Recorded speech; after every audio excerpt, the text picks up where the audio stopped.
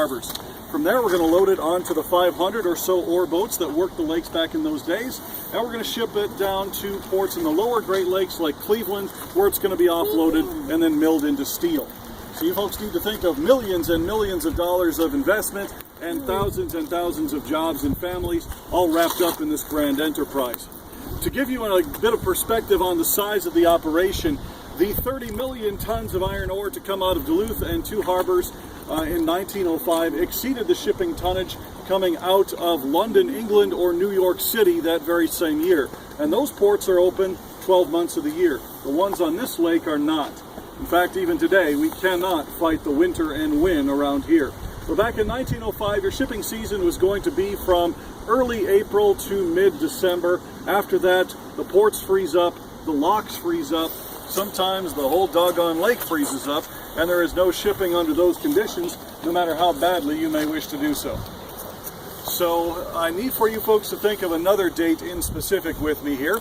November the 28th of 1905. The perfect storm, the storm of the century. As you look at the fairly calm and placid lake behind me here, it's not really helping me tell my story at all, because I need for you folks to think of 60 to 70 mile an hour sustained winds from the northeast, what we call a nor'easter. I need for you folks to think of 30-foot waves on the lake. Right now you're looking at 2 or 3 foot swells out there. 30 feet is about the size of that spruce tree behind you there. That's a 30-foot spruce tree. That's what the waves were doing. And the cherry on top, 13 below 0 Fahrenheit. Welcome to Minnesota. Any ship on the lake under those conditions is going to have a real tough go of it, but within a 12-mile radius of this very spot, we lost 3 vessels. 12 miles to the south of here, we lost the Lafayette in the Encampment Forest region. It was pushed ashore, ground to pieces. 1 man lost his life in the wreck. Just 2 miles to the south of here, we lost the William Edenborn. She was a steamship that was pushed ashore at the mouth of the Split Rock River. Now, eventually that vessel was salvaged, but the vessel she was towing was not so lucky. As you look across the bay here, that is Gold Rock Point, and you may notice about 40 feet from the cliffside there are 2 white buoys floating in the water. Those mark the final resting place of the Madeira. The Madeira was a towed vessel carrying iron ore. She was broken in 2 against those rocks and sank in 40 to 80 feet of water, depending on which part of the ship you're talking about.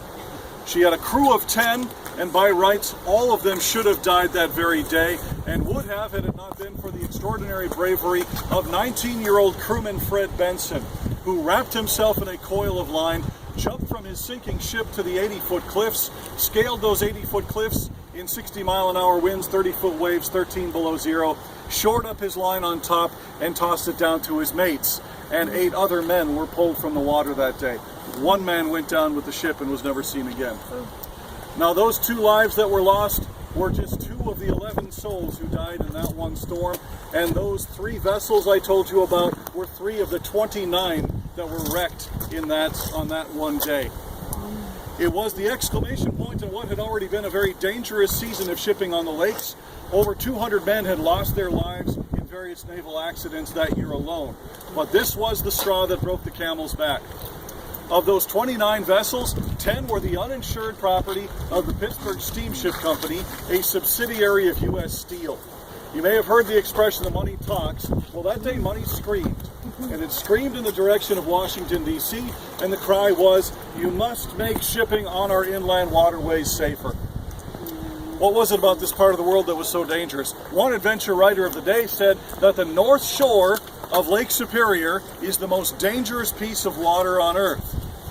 Again, as you look at it today, not helping me tell my story so much, but it really gets rocking. One of the reasons why he may have been correct is that we have rich deposits of an ore called magnetite, found both onshore and in the lake bed. And what magnetite does, as you may guess from the name, is it is a magnetic ore that is capable of pulling your ship's compass off by as many as 18 degrees. So in conditions of low visibility where you cannot see the shore to navigate, you're going to trust your compass to point you in the right direction. And on this lake, your compass is going to lie to you. The other problem is the peculiar depth of this part of the lake. If you folks were to go cliff diving right here, and I don't advise it, it's 100 feet down to the 40 degree water.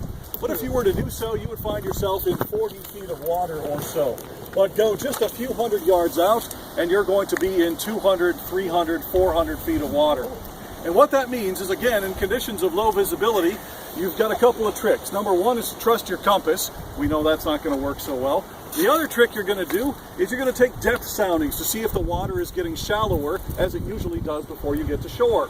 So you're going to have a guy with a lead weight on a line called a lead line, and he's going to be pounding for the bottom. And if he doesn't feel the bottom, he's going to think that he's out in the middle of the lake where he belongs, 12 to 15 miles from here in the shipping lanes, when in fact you could be 100 feet from shore and not know it. And that's the danger. That was